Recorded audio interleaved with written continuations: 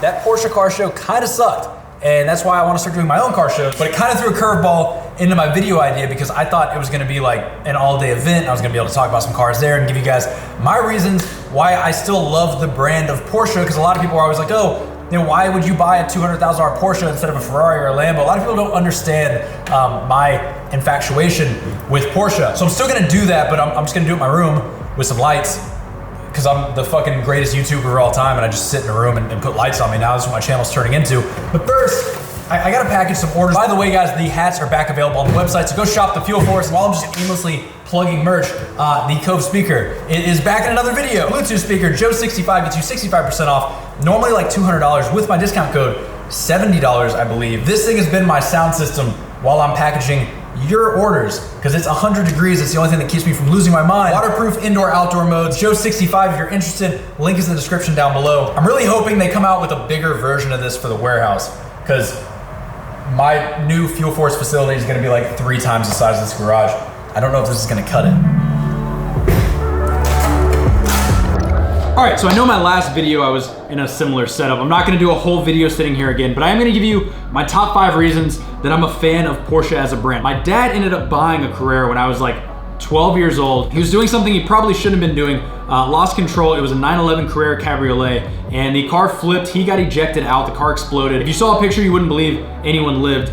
He was life flighted. I was actually told that he probably wasn't gonna make it. And when you're young, like, you don't know any better. So for me, I blame the car. So while he was going through rehab and everything else, I was like starting to research 911s and why did this car like try to kill my dad and everything else. And that kind of transitioned into like the love of the brand and engineering and everything else. Number 2 is the racing heritage. I'm a huge fan of companies that do a lot of racing and bring that technology into their current cars. And to me, Porsche, Ferrari, and McLaren are like the 3 best at doing this. And part of that's the community around it. I would say Porsche has one of the strongest communities of people. Like, fans of Porsche are diehard fans of Porsche. Number 3, engineering. I'm not an engineer as far as having a degree, but I like to think of myself as an engineer as far as like my mindset. I write software and code all day. I love tinkering with things and learning how things work.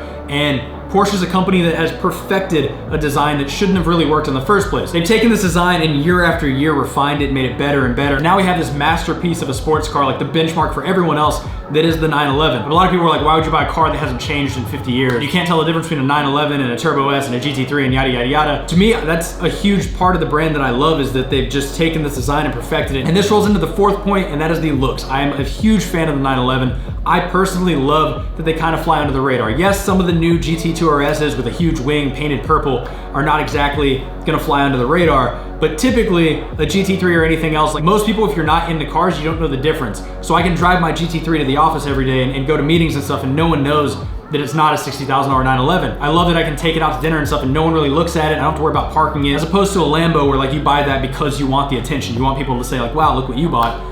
For me, the Porsche is the opposite. It's like I bought this car to drive. And that brings me to point number 5. The most important reason I love Porsche is the driving experience. Nothing else drives like a 911. Nothing handles quite the same. Nothing brakes quite the same. Once you've driven it, like there's nothing else that really compares to a 911. And the brand's so invested in the driving experience, that's the biggest selling point for me. How many other brands have gotten rid of a manual transmission and then brought it back because owners just really wanted it? Porsche's making these very limited run cars. Besides Ferrari, no one else is really doing these like super limited run, like bringing back heritage cars and stuff like that. So those are my reasons for loving Porsche. That's why I made this video. Let's jump back to the vlog. All right, Max wants to get the new GoPro. Oh, yeah. But there is such thing as the curse of when your car doesn't want to sell it. Every time I'm ready to sell a car, it just starts fucking falling apart. So my back tires gave out. I got an Allen wrench, one of those, just replaced them. I was like, all right, I'm gonna ship the car to get sold last week. And literally the day it was gonna get picked up, this bad boy fucked me over. So I gotta go get the entire windshield replaced.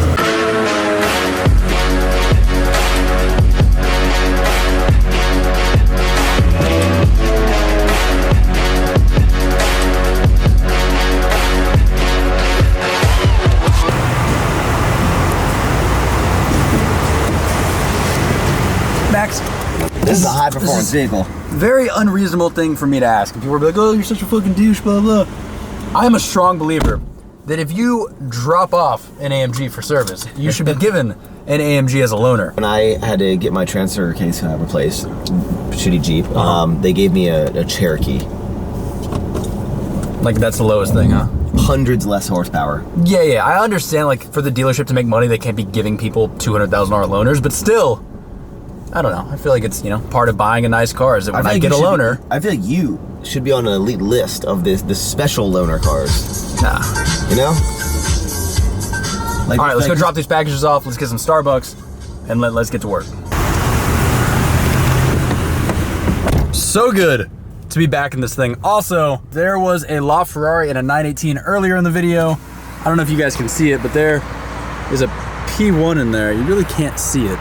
There you go, now you can kind of see it. So, just to say, I had all three in one video. All right, here's the deal. This video is super random. It has taken place over the course of 3 days, jumped all over the place. And the reason behind that, I'm at a point right now, the end of the year is coming up, and I'm spending about 10 hours a day writing code. Basically just looking at a computer screen, doing nothing else. And I'm realizing very quickly that I need to hire a couple guys to take care of some of this and focus more on like getting projects and making sure everything is being done right. When I'm busy like this, everything else, including YouTube, gets put on hold. So if you are a front-end developer very versed in React, maybe shoot me a DM on Instagram. I'm looking. Anyways, I'm in the E, the windshield's replaced, the tires are replaced, things like brand new again. It's the perfect time to sell it. Before I let it go, before it ships out probably tomorrow or the day after, I'm going to do one last edit. Hopefully it'll make this video be a little bit more entertaining to watch than it probably is right now. But first, I'm gonna go sit on a computer for a while. I'll be back in like 10 hours with bloodshot eyes.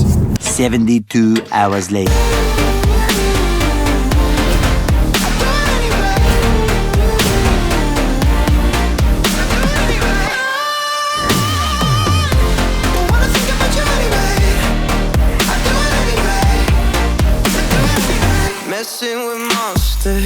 Up in my head, lie to myself lying beside her in my bed.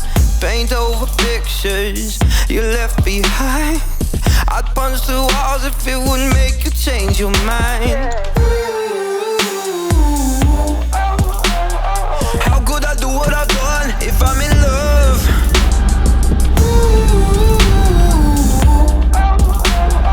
You know I did what I did, you loaded the gun.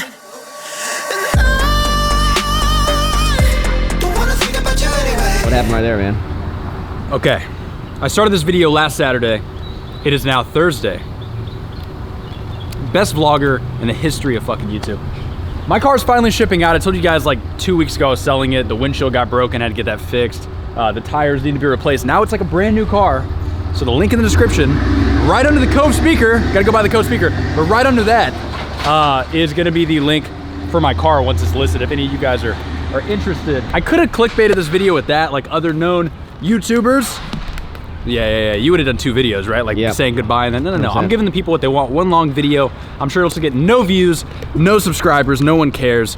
But if you do care, smash that subscribe button, I appreciate it. And I'll catch you guys in the next one. Quick addition. I am now gonna be driving a 2009 F-150, 180,000 miles on it. I'm a man of the people now. I got some cars on the way, but for a little bit, I'm gonna be driving this work truck. A car YouTuber without a car is like I'm homeless. Like a fitness YouTuber without. Yeah, it's like a fat fitness. Company. I'm like a fat fitness YouTuber. Yeah. Yeah. You're like Christian now. So say hi to the new Fuel Force vehicle.